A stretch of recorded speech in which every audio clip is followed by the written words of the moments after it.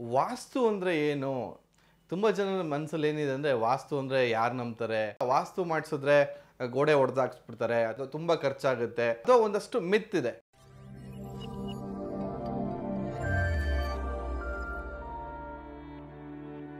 ಅಭಿವೃದ್ಧಿ life style ವೀಕ್ಷಕರಿಗೆ ಸ್ವಾಗತ. ನಿಮ್ಮ ಡಾಕ್ಟರ್ ದೀಪಕ್ ಗುರುಜಿ ಮಾಡುವ ಪ್ರಣಾಮಗಳು. ಸೊ ಇವತ್ತಿನ ಸಂಚಿಕೆಯಲ್ಲಿ ವಾಸ್ತು ಅಂದರೆ ಏನು? ತುಂಬ ಜನರ ಮನಸ್ಸಲ್ಲಿ ಏನಿದೆ ಅಂದರೆ ವಾಸ್ತು ಅಂದರೆ ಯಾರು ನಂಬ್ತಾರೆ ಅಥವಾ ಅದೆಲ್ಲ ದೊಡ್ಡವ್ರಿಗೆ. ನೋಡಿ, 99% ಶ್ರೀಮಂತರು ಯಾರಿದ್ದಾರೆ ಅಥವಾ ಸಾಹುಕಾರರು ಯಾರಿದ್ದಾರೆ ಎಲ್ಲರೂ ಕೂಡ ವಾಸ್ತು ನಂಬ್ತಾರೆ ಅಂದರೆ ಅರ್ಥ ಮಾಡ್ಕೊಳ್ಳಿ, ಅದರಲ್ಲಿ ಏನೋ ಒಂದು ವಿಷಯ ಇದೆ ಅಂತ. ಅಥವಾ ಸಾವಿರಾರು ವರ್ಷಗಳಿಂದನೂ ಕೂಡ ಇದೆಲ್ಲ ನಡ್ಕೊಂಡ್ ಬಂದಿದೆ ಅಂತಂದರೆ ಈ ಸೈನ್ಸ್ ನಶಿಸಿ ಹೋಗಿಲ್ಲ ಅಂತಂದರೆ ಎಲ್ಲೋ ಒಂದು ಕಡೆ ಅದಕ್ಕೆ ಶಕ್ತಿ ಇದೆ ಅಂತ. ಸೊ ಹಾಗಾಗಿನೇ ವಾಸ್ತುನ 100% ಫಾಲೋ ಮಾಡಲೇಬೇಕು. ತುಂಬ ಜನರಲ್ಲಿ ಏನು ಗೊತ್ತಾ, ವಾಸ್ತು ಮಾಡಿಸಿದ್ರೆ ಗೋಡೆ ಹೊಡೆದಾಕ್ಸ್ಬಿಡ್ತಾರೆ ಅಥವಾ ಮನೇಲಿ ಈ ಸರಿ ಇಲ್ಲ ಅದು ಸರಿ ಇಲ್ಲ ಅಂತೇಳಿ ಏನೇನೋ ಮಾಡಿಸ್ಬಿಡ್ತಾರೆ ಅಂತ ಸಾಕಷ್ಟು ಒಂದು ಅಪನಂಬಿಕೆ ಇದೆ ಅಥವಾ ಒಂದಷ್ಟು ಮಿತ್ ಇದೆ. ವಾಸ್ತು ಅವ್ರು ಬಂದ ತಕ್ಷಣ ಚೆನ್ನಾಗಿದ್ರು ಕೂಡ ಸರಿ ಇಲ್ಲ ಅಂತಾರೆ ಅಥವಾ ತುಂಬ ಖರ್ಚಾಗುತ್ತೆ. ವಾಸ್ತು ಅನ್ನೋದು ಏನೂ ಇಲ್ಲ. ನೋಡಿ ಹೇಳ್ತೀನಿ, ನಾವು ವಾಸಿಸುವಂಥ ಸ್ಥಳಕ್ಕೆ ವಾಸ್ತು ಅಂತ ಕರಿತೀವಿ. ಅಂದರೆ ಕೆಲವೊಂದಷ್ಟು ರೂಲ್ಸ್ಗಳನ್ನ ಫಿಕ್ಸ್ ಮಾಡಿದ್ದೀವಿ ನಾವು. ಅಂದರೆ ಇಷ್ಟು ದಿಕ್ಕುಗಳಿದೆ, ಯಾವುದೋ ದಿಕ್ಕುಗಳು ಉತ್ತರ, ದಕ್ಷಿಣ ಮತ್ತು ಪೂರ್ವ, ಪಶ್ಚಿಮ, 4 ಮುಖ್ಯ ದಿಕ್ಕುಗಳು. ಅದಾದ ನಂತರ ಅದರಲ್ಲೂ ಕೂಡ ಸಬ್ ಡಿವಿಷನ್ಸ್ ಬರ್ತದೆ, ಇನ್ನೂ 4 ಸಬ್ ದಿಕ್ಕುಗಳು ಬರ್ತದೆ. ಯಾವ್ಯಾವುದು? ಈಶಾನ್ಯ ಬರ್ತದೆ, ಅದೇ ರೀತಿ ವಾಯುವ್ಯ ಬರ್ತದೆ, ಅದೇ ರೀತಿ ನೈಋತ್ಯ ಮೂಲೆ ಬರ್ತದೆ, ಅಗ್ನಿ ಮೂಲೆ ಬರ್ತದೆ. ಸೊ ಇವೆಲ್ಲವೂ ಕೂಡ ನೋಡಿದಾಗ ನಾವು ಅದ್ರ ಪ್ರಕಾರವಾಗಿ ಆಯಾ ವಸ್ತುಗಳು ಆಯಾ ಜಾಗದಲ್ಲಿ ಬರ್ತಿದ್ಯಾ ಅನ್ನೋದು ಒಂದು ಚೌಕಟ್ಟು ಅಂತ ಹೇಳ್ತೀವಿ.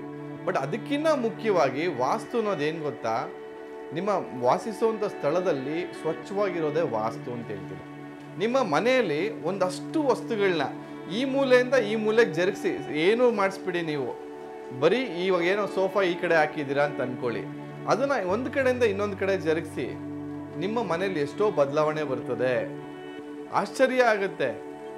ಪ್ರತಿ ಶನಿವಾರ ಒಂದು ಹ್ಯಾಬಿಟ್ ಇಟ್ಕೊಳ್ಳಿ, ಒಂದೇನೋ ಈ ಕಡೆಯಿಂದ ಆ ಕಡೆ ಜರುಗಿಸೋದು, ಆ ಕಡೆಯಿಂದ ಈ ಕಡೆ ಜರುಗಿಸೋದು. ಅಷ್ಟು ಮಾಡಿದ್ರೂ ಸಾಕು. ಅಲ್ಲಿ ಏನಾಗುತ್ತೆ, ಒಂದು ಲಾಜಿಕ್ ಅಂದರೆ ಆ ಏನೋ ತೆಗೀತಿರಲ್ಲ, ಆ ಜಾಗ ಅಲ್ಲಿಂದ ತೆಗೀತಿರಲ್ಲ, ಅಲ್ಲೆಲ್ಲೋ ಒಂದು ಧೂಳು ಕೂತಿರುತ್ತೆ, ಒಂದು ಕಸ ಕೂತಿರುತ್ತೆ, ಇನ್ನೊಂದು ಗಲೀಜಿರುತ್ತೆ, ಅದು ಕೂಡ ಸ್ವಚ್ಛ ಮಾಡ್ತೀರ ನೀವು. ಆಮೇಲೆ ಒಂದು ಕಡೆಯಿಂದ ಇನ್ನೊಂದು ವಸ್ತು ಇನ್ನೊಂದು ಕಡೆ ಬಂದ ತಕ್ಷಣ ಒಂದು ಬದಲಾವಣೆ ಆಗುತ್ತೆ. ಬದಲಾವಣೆ ಅನ್ನೋದು ಏನಿಲ್ಲ, ನಿಮ್ಮ ಗ್ರೋತ್ ಅಂತ ಹೇಳ್ತೀನಿ, ನಿಮ್ಮ ಏಳಿಗೆ. ಸೊ ಎಷ್ಟು ನಾವು ಚೇಂಜಸ್ ಮಾಡ್ತಾ ಹೋಗ್ತೀವೋ ಎಲ್ಲೋ ಒಂದು ಕಡೆ ನಮ್ಮ ಜೀವನದಲ್ಲಿ ನಾವು ಡೆವಲಪ್ಮೆಂಟ್ ಆಗ್ತಾ ಹೋಗ್ತೀವಿ.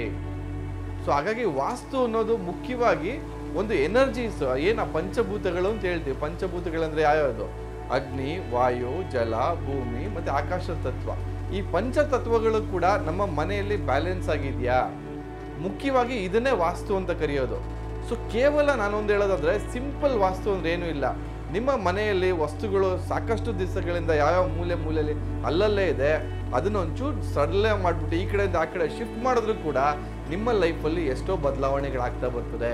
ಮುಂದಿನ ಸಂಚಿಕೆಗಳಲ್ಲಿ ಇನ್ನೂ ಡೀಟೇಲ್ ಆಗಿ ಹೇಳ್ತಾ ಬರ್ತೀನಿ.